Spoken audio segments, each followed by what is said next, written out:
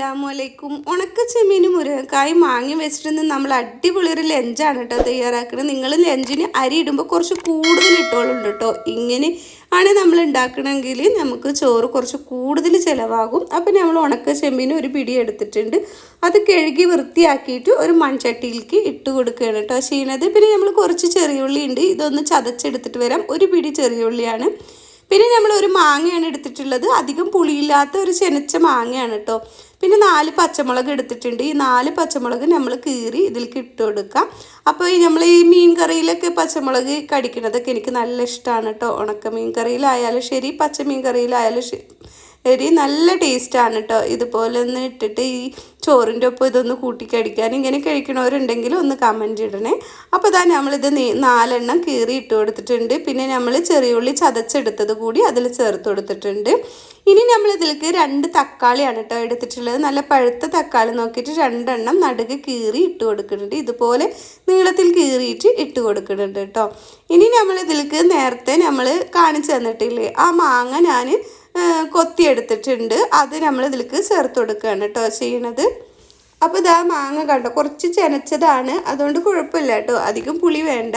പിന്നെ നമ്മളിത് ഇതിലേക്ക് ചേർത്ത് കൊടുക്കുന്നുണ്ട്. ഇത് നമ്മൾ ഉടച്ചെടുക്കണമൊന്നുമില്ല കേട്ടോ. പിന്നെ നമ്മൾ മുരിങ്ങക്കായാണ് എടുത്തിട്ടുള്ളത്. 2 മുരിങ്ങക്കായ എടുത്തിട്ടുണ്ട്. അതും ഒന്ന് കഴുകി വൃത്തിയാക്കി നന്നാക്കി എടുത്തിട്ടുണ്ട്. ഇനി നമുക്കിതിലേക്ക് പാകത്തിന് ഉപ്പിട്ട് കൊടുക്കാം.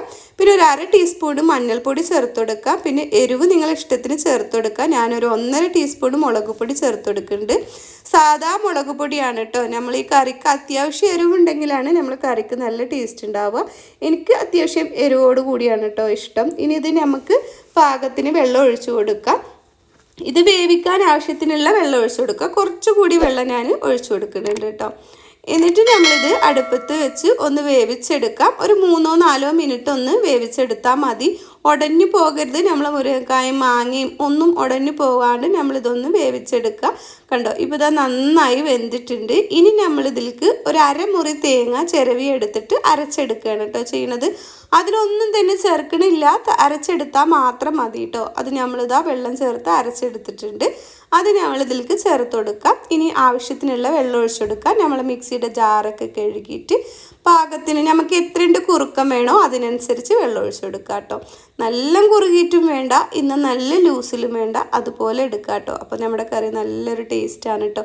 ഈ ഒരു കറി മാത്രം മതി കേട്ടോ നമുക്ക് ചോറുണ്ണാൻ. വേണമെങ്കിൽ ഒരു അച്ചാറും കൂടി ആവാം, അല്ലെങ്കിൽ ഒരു പപ്പടോ. അപ്പോൾ ഇതാ ഇത് നമ്മൾ നന്നായി മിക്സ് ചെയ്ത് കൊടുത്തിട്ടുണ്ട്. എത്രയുണ്ട് നമുക്ക് കറിക്ക് വെള്ളം വേണോ അതിനനുസരിച്ചിട്ട് ഒഴിച്ചു കൊടുക്കുക കേട്ടോ. ഇനി ഇത് നമുക്ക് തിളപ്പിച്ചെടുക്കണം. ഇതിൽ പാകത്തിന് ഉപ്പൊക്കെ ഉണ്ടോ നോക്കിയിട്ട്, ഉപ്പില്ലെങ്കിൽ അതൊക്കെ ഉപ്പ് ഇട്ട് കൊടുക്കണം കേട്ടോ.